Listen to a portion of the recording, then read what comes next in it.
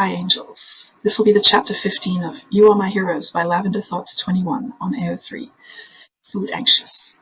While Aizawa was cooking, Bakugu insisted on watching the man make the food rather than sitting next to Midoriya to watch cartoons. It was actually a little unnerving as the blonde stared intensely and rarely blinked. The boy was also very silent, not really stemming from his difficulty with speech, but rather he didn't want or know how to speak to Aizawa. It didn't last long since Aizawa was quick to make breakfast, seeing that Izuku was up early and probably hungry. Come on over, Midoriya. Food is ready. Aizawa called the boy over to the table as he set down the plates of pancakes and fresh strawberries, and a small bowl of oatmeal as a side dish. Izuku got up and moved to the table, but mentally he was still on the couch. The boy kept humming the background tune of the show, and continued counting when he heard a sequence start on the program. Midoriya was successfully watching the cartoon without actually eyeing the television. It was an impressive skill to Aizawa, and he wondered if Izuku always watched this show religiously every day. Pancakes? I have not eaten pancakes in a long time. My mom used to make pancakes. Izuku excitedly drummed on the table with his palms before taking a fork and shoving some food in his mouth. His eyes became wide as the sweetness of syrup melted on his tongue, a toothy grin spreading across his face as he closed his eyes for a second, reminiscing of the last time he had had pancakes. Yummy? Katsuki asked, eyeing the food on his plate. He was unsure of the food in front of him. Yeah, it's yummy. Try some, kid, Aizawa said as Bakugu sniffed a small piece of pancake on his plastic spoon. Bakugu placed the small piece in his mouth and chewed slowly before his eyes lit up. Sweet, Katsuki said happily before grabbing a bigger piece and quickly swallowing it whole. Bakugu began to scoff his food down his throat, finishing the pancake in less than a minute before grabbing the strawberries with his hand. Aizawa cringed as Katsuki almost choked and instead coughed out a piece of strawberry before chewing it again. Slow down, sweetheart. The food is not going anywhere.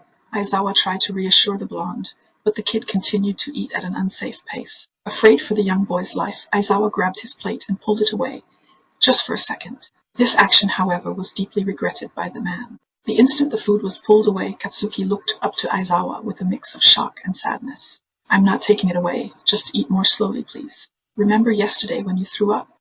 You ate too much too fast. Let's not waste food, okay? Aizawa explained the situation slowly to Bakugu, making sure the blonde understood what he was saying. Katsuki nodded and stared at the plate, silently pleading for the food with a pout. Say you understand. Aizawa pushed Bakugu one more time, hoping to engrave the lesson into his young mind. I understand, Baku stated, his voice calm and clear. Aizawa pushed the plate back towards the blonde, but had a pant of guilt about his instinctual action. He hoped that pulling the plate away didn't do more harm than good in the young boy's mind. Katsuki ate more slowly as instructed, but had a bit of shame on his face, looking away from Aizawa. Izuku didn't seem to care about the scene that transpired in front of him. Rather, he was too busy eating, while also counting along with his show, tapping the table with his free hand. Thankfully, the man had a backup plan to make sure Katsuki would eat slowly and bring back his smile. It had to do with the raw oatmeal on the side of his plate. You guys know what the round things in your oatmeal are? Aizawa asked the boys, and they both peered into their bowls. Eggs? They both questioned in unison, and Aizawa nodded with a smile. Dinosaur eggs? Aizawa said with a cheerful tone, hoping to raise their spirits. Dino sugar eggs? That's so cool. Izuku got excited and moved the oatmeal around with his fingers, picking out the eggs so they would be on top of the oatmeal like a nest. Watch them hatch as I pour hot water on it. Careful, it's hot, really hot. Aizawa grabbed the kettle that already held boiling water and warned the boys of the temperature. First, he poured it into Bakugu's bowl, then Midoriya's. They both pulled away from the hot kettle, but immediately snapped back afterward, their noses practically in their bowls. It's hatching. Look, Kachan Dinosaurs is hatching. Izuku stomped his right foot repeatedly on the footrest while Katsuki tapped the table excitedly. Dinosaur, Bakugu spoke up with a smile as he pointed to a red brontosaurus emerging from the melted egg. So cool, Mr. Aizawa, right, Kachan? Isn't it cool? Izuku spoke the man's name, which brought light to said man's heart. Dinosaur oatmeal was a huge win. Cool! Bakugu agreed and mixed the oatmeal around with a spoon, helping the other eggs hatch faster. All right, it's still hot, so eat the rest of your food, okay? Aizawa asked, and both the boys nodded in acknowledgement before going back to eating. Izuku seemed to have lost track of his show, so he quickly looked back to the TV for a brief moment before turning back. The green boy continued to count along with the show. When the show took a break from counting to do other things, he returned to counting his chews. no matter what it seemed that Izuku needed to continue his counting. As Aizawa ate his own share, Bakugo had moved on from the strawberries and onto the cooled-down oatmeal. The kid didn't seem to mind the texture of the oatmeal, and Aizawa figured that maybe crunchy was the only texture Katsuki did. That, or maybe his teeth hurt, granted that he didn't brush the kid's teeth yesterday, so he doesn't know the state of their dental health. Aizawa usually waited a day or two for the kids to get comfortable with him before asking them to brush their teeth or shower them. Unfortunately, yesterday they got dirty a lot, so he did shower them quite a few times already. But dental hygiene was tricky. Kids who experience neglect usually have bad teeth.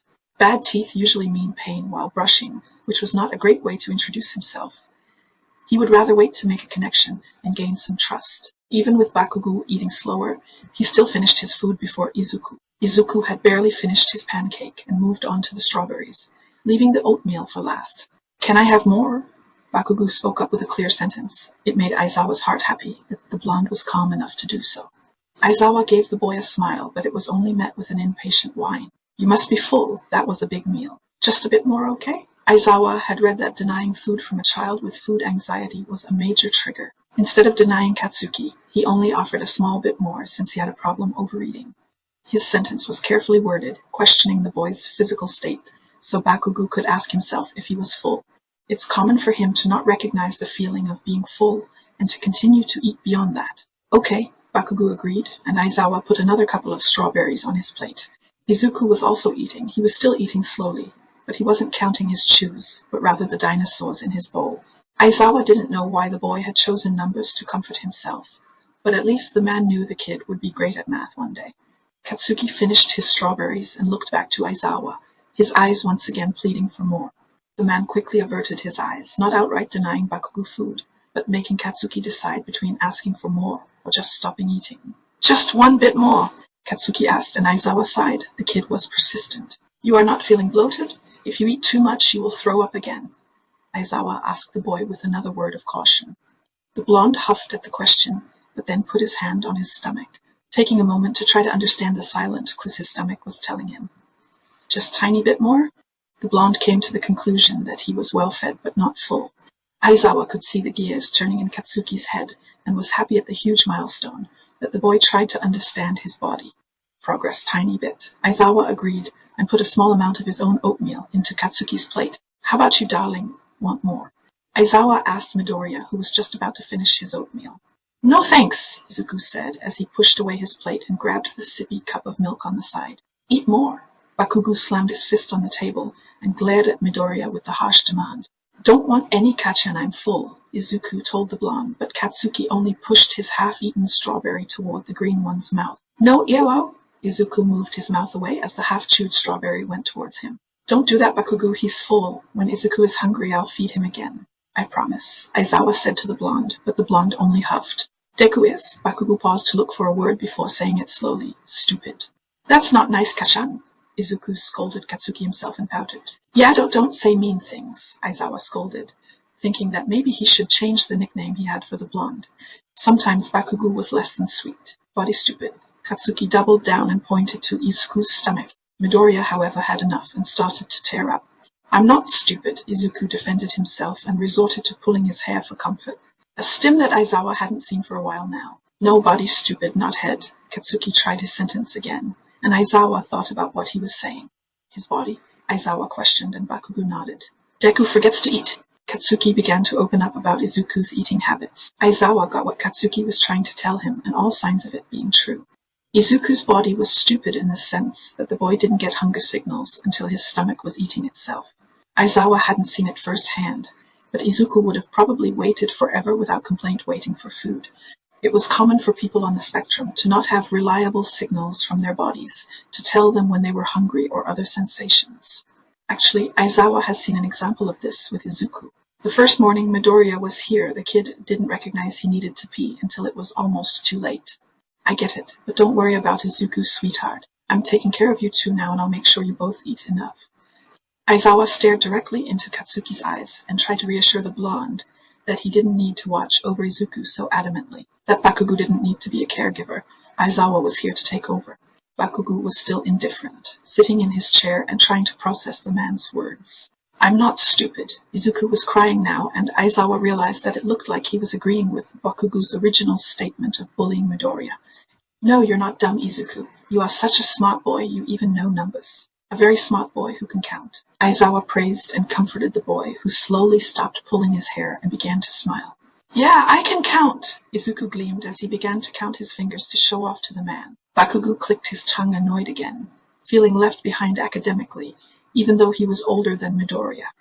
This is the end of chapter 15. I'll see you in chapter 16. Have a good day, angels.